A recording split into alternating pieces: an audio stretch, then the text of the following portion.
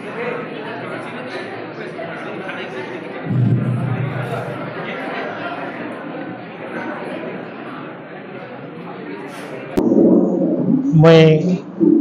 केशरंजन प्रधान आज जेन समावेश है जगन्नाथ संस्कृति आड़िया भाषा विश्व सम्मेलन जेन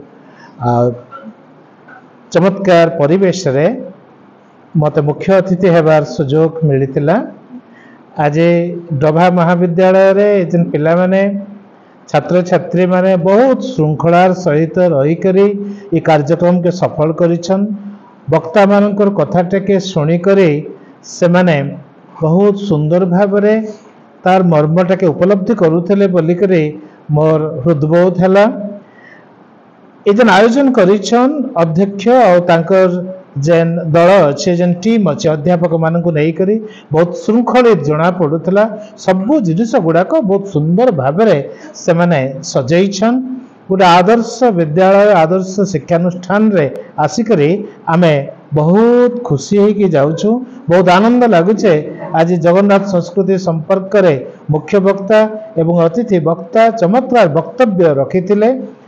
ओडिया भाषार विभागीय मुख्य थिले अंचल महाविद्यालय डॉक्टर प्रमोद पाढ़ी तांकर वक्तव्य थी ओडिया भाषा उपरे तांकर साहित्यर गोटे सम्यक धारणा देइथिले छात्र छात्री मानकु।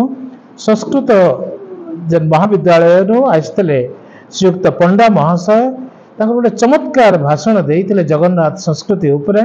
मुई गोटे अतिथि हेबार गोटे सुजोग मिलता बोलिकरी मैं अनुष्ठान के धन्यवाद दूचे। वक्ता मान को भी चमत्कार अनुभव देइछन बोलिकरी तांको धन्यवाद दूचे।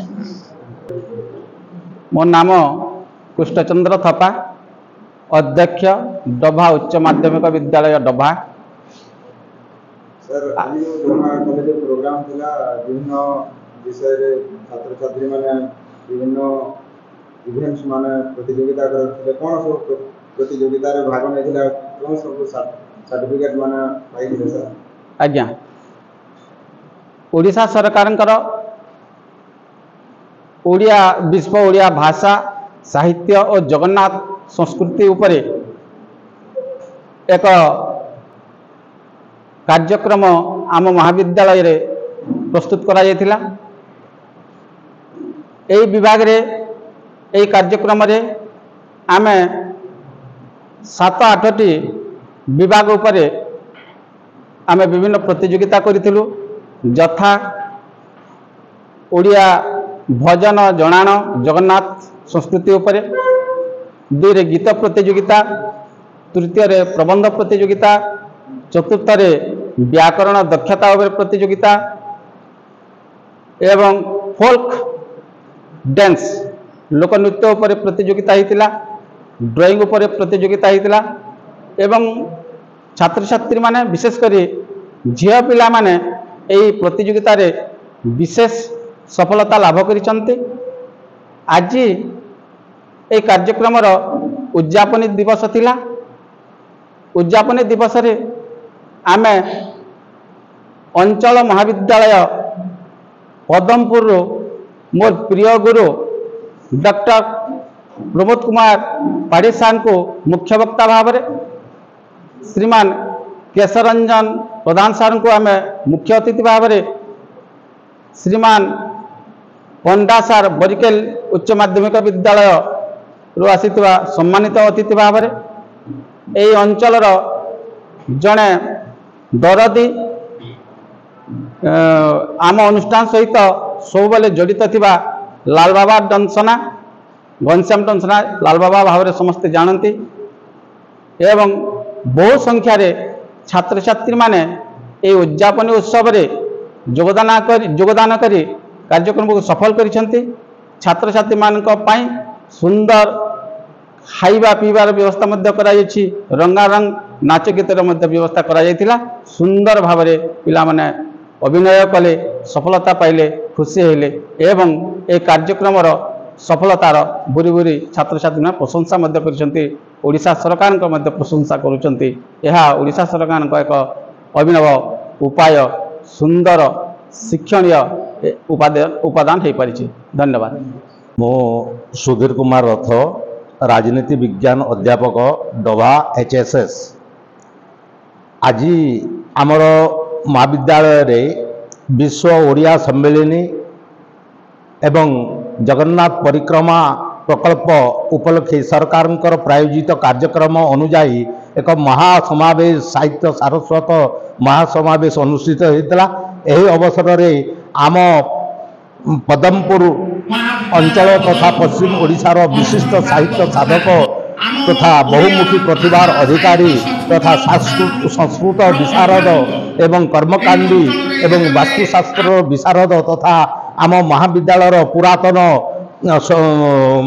ମ୍ୟାନେଜମେଣ୍ଟ କମିଟିର କର୍ମକର୍ତ୍ତା ତଥା ଅଧ୍ୟକ୍ଷ ଏବଂ ଛାତ୍ରଛାତ୍ରୀମାନଙ୍କର ଅକୁଣ୍ଠ ସମର୍ଥନରେ ଏହି ସମାବେଶ ମହାସମାବେଶ ସଫଳ ହୋଇଛି। ଆଉ ଏହି ପରିପ୍ରେକ୍ଷୀରେ ମୁଁ କହିବାକୁ ଚାହୁଁଛି ଯେ ଏହି ଭାଷା ଓଡ଼ିଆ ଭାଷାର ଉତ୍କର୍ଷତା ଏହି ଜାତିକୁ ବିଶ୍ୱସ୍ତରକୁ ପହଞ୍ଚାଇବ, ଦେଶରେ ଏକ ଅନନ୍ୟ ପରିଚୟ ଦେବ, ଏହି ଅଞ୍ଚଳର ଉନ୍ନତି ହେବ। ବିଶେଷ କରି ଏହି ଡଭା ମାଟି, ଏହି ଝାରବନ୍ଦ ଡଭା ଅଞ୍ଚଳ ଭାଷା କ୍ଷେତ୍ରରେ ଅନଗ୍ରସର। ଓଡ଼ିଆ ଭାଷୀ ଲୋକ ଏଠାରେ ଅଳ୍ପ ସଂଖ୍ୟକ। ତେଣୁ ଓଡ଼ିଆ ଭାଷା, ସାହିତ୍ୟ, ସଂସ୍କୃତି, ଜଗନ୍ନାଥ ସଂସ୍କୃତି, ସନାତନ ଧର୍ମ ଏବଂ ସର୍ବଧର୍ମର ସମନ୍ୱୟର ପ୍ରତୀକ ଜଗନ୍ନାଥ ପ୍ରଭୁଙ୍କର ବାର୍ତ୍ତାକୁ ଏହି ଅଞ୍ଚଳରେ ପ୍ରଚାର କରିବାକୁ ଏହି ଉଦ୍ୟମ ଏକ ସାଧୁ ଉଦ୍ୟମ ରୂପେ ସାବିତ ହେବ ଆଉ ବିଶେଷ ଉପକାରୀ ହେବ। ଛାତ୍ରଛାତ୍ରୀମାନଙ୍କ ଉପରେ ଏହା ପ୍ରେରଣାଦାୟୀ ଏକ ଉପାଦେୟ ରୂପେ କାମ କରିବ। ଆଉ ଏହି ଆଶା ଭରସାରେ ସରକାରଙ୍କର ଦ୍ୱାରା ଏହି କାର୍ଯ୍ୟକ୍ରମ ଏକ ସଫଳକାମୀ କାର୍ଯ୍ୟକ୍ରମ ରୂପେ ସାବ୍ୟସ୍ତ ହେବ ବୋଲି ମୁଁ ଆଶା ଏବଂ ବିଶ୍ୱାସ ରଖୁଛି। ଏହି ପରିପ୍ରେକ୍ଷୀରେ ଏପରି ଅଭିନବ ଉପାୟ ଯଦି କରାଯିବ, ଆମ ଓଡ଼ିଆ ଜାତି, ଓଡ଼ିଆ ସାହିତ୍ୟ, ସଂସ୍କୃତି ଏବଂ ପରମ୍ପରାକୁ ଆମେ ବଜାୟ ରଖି ଓଡ଼ିଆ ଜାତିକୁ ଏକ ଅନନ୍ୟ ଜାତି ରୂପେ ପରିଗଣିତ କରିବା ଆଉ ଏପରି ଏକ ବ୍ରତ ପ୍ରତିଜ୍ଞାର ସହିତ ଆମେ ଆମ ଭାଷାକୁ ବଞ୍ଚାଇବାକୁ ପ୍ରୟାସ କରିବା। ଏବେ ଆମ ଓଡ଼ିଆ ଭାଷା ସାହିତ୍ୟ ସଂସ୍କୃତିରେ ସନ୍ଧିକ୍ଷଣ ଯାଉଛି।